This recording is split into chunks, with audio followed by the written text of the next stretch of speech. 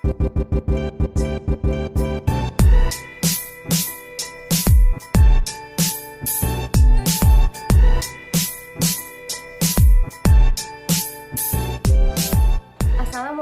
warahmatullahi wabarakatuh. Halo semuanya, perkenalkan nama saya Mutia Hairunisa Zulhakim, mahasiswa semester 5 Universitas Muhammadiyah Profesor Dr. Hamka, Fakultas Keguruan dan Ilmu Pendidikan, Program Studi Pendidikan. Alhamdulillah, pada tanggal 27 September 2021, saya beserta 5 rekan saya, yaitu Hairunisa Ayu Nurjana, Diah Ayu Kristianingsi, Arini Novianti, Nabila Nurul Ulfa, dan Vinka Ayu Landari telah melaksanakan pengenalan persekolahan atau biasa disebut dengan PLP 1. Sebelum saya memaparkan hasil wawancara saya, di sini saya akan menjelaskan apa itu PLP 1. PLP 1 adalah tahapan pertama di mana mahasiswa akan menjalani proses pengamatan atau observasi dan pemagangan yang dilakukan untuk mempelajari aspek pembelajaran dan pengelolaan pendidikan di satuan pendidikan. Adapun tujuannya untuk membangun landasan jati diri pendidik. SMP Negeri 49 Jakarta, salah satu sekolah menengah pertama negeri yang terletak di Jalan Raya Bogor KM 20 Kecamatan Kramat Jati, Jakarta Timur, DKI Jakarta. Sekolah ini mempunyai 2 buah gedung, yaitu Gedung A atau Gedung Utama yang terletak di Jalan Raya Bogor dan Gedung B terletak 500 meter dari Gedung A di Jalan Datok Tonggara. Sekolah ini berstatus sebagai rintisan sekolah bertaraf internasional sejak tahun 2007. SMP Negeri 49 Jakarta memiliki rekapitulasi yang terdiri dari 50 guru, 15 staf karyawan sekolah, dan 962 peserta didik yang terbagi menjadi peserta didik kelas 7 yang memiliki 9 kelas yang berjumlah keseluruhan 318, peserta didik kelas 8 yang memiliki 8 kelas yang berjumlah 320, dan siswa kelas 9 yang memiliki 8 kelas yang berjumlah keseluruhan 324 peserta didik. Kami berkesempatan untuk mewawancarai 2 narasumber, yaitu yang pertama Ibu DRA Nokti Widayati MM selaku wakil kesiswaan yang mewakili kepala sekolah di SMP Negeri 49 Jakarta, dan Ibu Sri Budi Astuti SPD selaku guru pamong di SMP Negeri 49 Jakarta. Pada kesempatan kali ini, saya akan menyampaikan laporan dari hasil wawancara dalam kegiatan PLP 1. Berikut cuplikan videonya.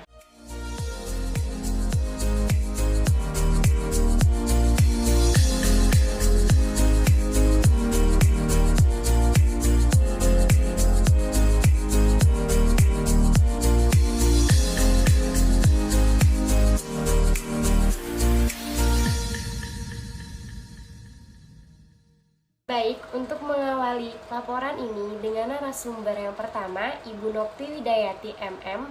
Poin pertama yang akan dibahas yaitu mengenai struktur organisasi di SMP Negeri 49 Jakarta. Struktur organisasi yang ada di SMP Negeri 49 Jakarta yaitu yang pertama ada kepala sekolah sebagai penanggung jawab yang mana bermitra dengan komite sekolah. Komite sekolah mempunyai tugas yaitu membantu program-program yang ada di SMP Negeri 49 Jakarta, dan di bawahnya ada tim pengembangan sekolah yang terdiri dari ketua, sekretaris, dan anggota.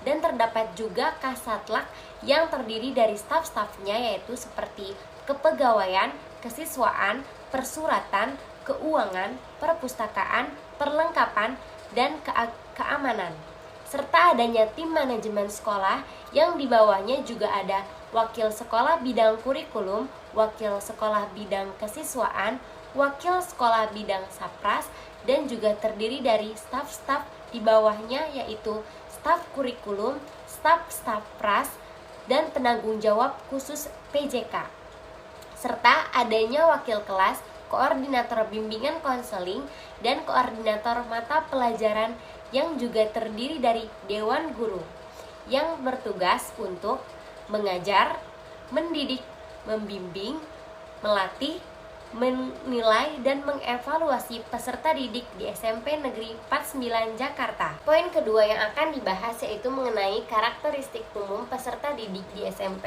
Negeri 49 Jakarta. Persiapan yang dilakukan sekolah dalam mengembangkan pendidikan karakter peserta didik yaitu peningkatan karakter, karena pada dasarnya setiap siswa sudah memiliki karakter yang dibawa dari rumah masing-masing dan di sekolahnya tinggal meningkatkannya dalam berbagai bentuk kegiatan, baik itu kegiatan dalam keagamaan, kemudian juga kegiatan pembiasaan serta kegiatan lainnya. Kegiatan keagamaan yang dilakukan SMP Negeri 49 Jakarta akan disampaikan oleh Bapak Ibu guru yang mengampu pengajaran agama masing-masing. Pembiasaan itu dilakukan setiap pagi sebelum pembelajaran dimulai. Lalu poin ketiga yaitu mengenai peraturan dan tata tertib di SMP Negeri 49 Jakarta. Kedisiplinan di SMP Negeri 49 Jakarta mengacu pada masa sebelum pandemi dan pada masa pandemi seperti sekarang ini.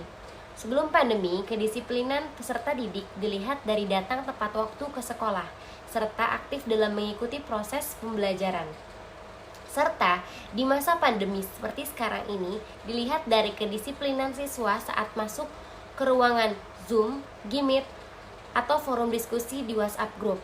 Serta langkah yang diambil sekolah saat peserta didik telat datang ke sekolah, yaitu mendapatkan sanksi berupa pembiasaan. Jika itu terjadi berulang-ulang, maka akan dipanggil oleh guru BP dan diberikan berupa sebuah poin sanksi untuk menjadikan peserta didik disiplin.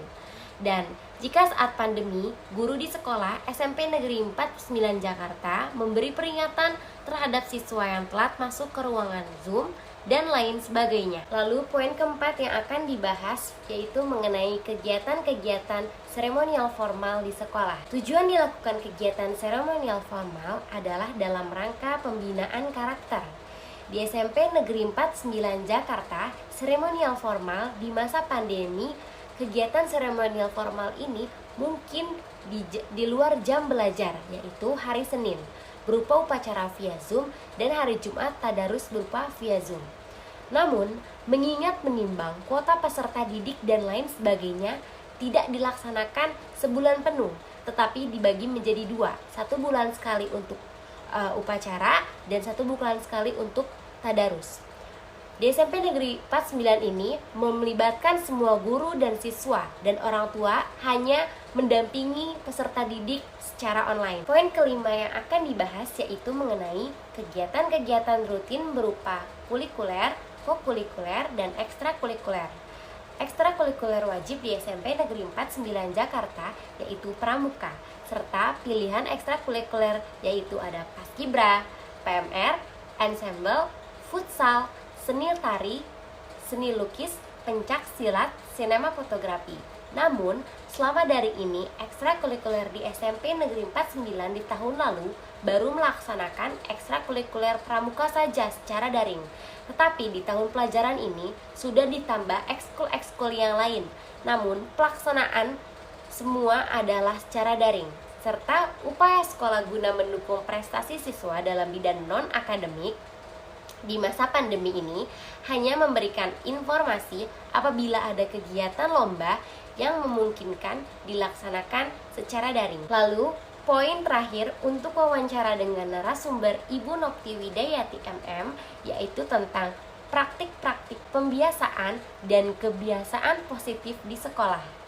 Bentuk praktik pembiasaan positif yang dilakukan SMP Negeri 49 Jakarta yaitu ketika proses pembelajaran secara luring, mengadakan perkumpulan bersama-sama, melaksanakan kegiatan pembiasaan, setelah itu baru masuk kelas, mengikuti jam pertama. Tetapi jika di masa daring, semua dalam bentuk dari Zoom atau Gmeet. Pembiasaan itu hanya tadarus dan ada kultum. Kultum itu sendiri, siswa memilih tema untuk dilakukan secara bergilir setiap kelas, serta guru-guru di SMP Negeri 49 Jakarta juga ikut mengawasi kegiatan pembiasaan ini. Keenam poin tersebut kami tanyakan kepada kepala sekolah yang diwakili oleh wakil kesiswaan di SMP Negeri 49 Jakarta dan sudah dijawab dengan baik dengan beliau. Baik, untuk laporan wawancara kedua oleh Ibu Sri Budi Astuti SPD selaku guru pamong di SMP Negeri 49 Jakarta. Poin pertama yang akan dibahas yaitu mengenai kegiatan pembelajaran secara daring atau luring yang dilakukan pada saat pandemi COVID-19. Karena masa pandemi selama 2 tahun terakhir tidak melaksanakan proses pembelajaran secara luring, karena jika proses pembelajaran secara luring SMP Negeri 49 Jakarta harus memenuhi berbagai macam persyaratan untuk PTN. Lalu persiapan yang dilakukan SMP Negeri 49 Jakarta selama masa pandemi ini secara daring yaitu dengan membuat materi, kemudian membuat RPP yang disesuaikan dengan materi pendidikan, menyesuaikan dengan kondisi daring dan kondisi siswa yang dilakukan dari bulan Maret 2019 sampai sekarang. Untuk mendukung proses pembelajaran secara daring, media pembelajaran yang digunakan SMP Negeri 49 Jakarta yaitu Zoom, Google Meet, Google Classroom, dan WhatsApp Group. Lalu, poin kedua yang akan dibahas yaitu mengenai proses penilaian yang dilakukan dalam pembelajaran daring atau luring atau blended. Jenis penilaian yang ada di SMP Negeri 49 Jakarta yaitu berbentuk tertulis, memberikan tugas pilihan ganda, esai, dan lain sebagainya. Sistem penilaian yang digunakan oleh guru-guru di SMP Negeri 49 Jakarta ini menggunakan Google Form atau melalui tugas-tugas yang diberikan selama proses pembelajaran seperti esai, pilihan ganda, dan diskusi menggunakan form Google Classroom. Serta ada 3 bagian proses penilaian. Yang pertama, ulangan harian 50% dibagi menjadi 2, yaitu nilai tugas 60% dan nilai tertulis 40%. Kedua, PTS 25% dan nilai akhir 25%. Nilai sikap dari kedisiplinan dan keaktifan siswa dan penilaian spiritual dilihat dari tata bahasa siswa dalam mengirimkan pesan ke guru. Selanjutnya, poin ketiga yaitu mengenai kendala yang ditemui selama pembelajaran daring atau luring atau blended.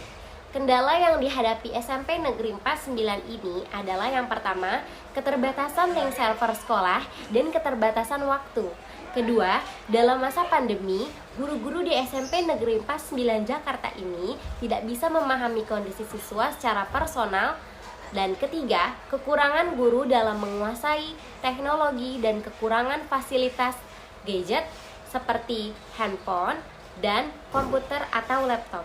Lalu, dampak dari pandemi COVID-19 saat pembelajaran menurut narasumber selaku guru pamong yaitu sulitnya memahami siswa secara personal dan faktor ekonomi yang menjadikan siswa sulit dalam mengikuti proses pembelajaran di SMP Negeri 49 Jakarta ini secara daring. Poin keempat atau poin terakhir yaitu mengenai motivasi siswa selama pembelajaran daring atau luring atau blended.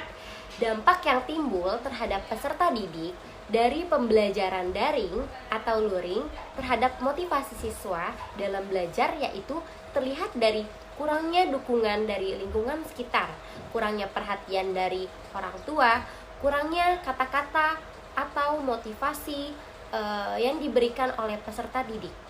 Lalu di SMP Negeri 49 Jakarta ini memberikan motivasi siswa selama proses pembelajaran yaitu dengan melakukan home visit kepada siswa, memberikan kata-kata motivasi, membantu siswa selama proses pembelajaran, dan memberikan dorongan serta dukungan.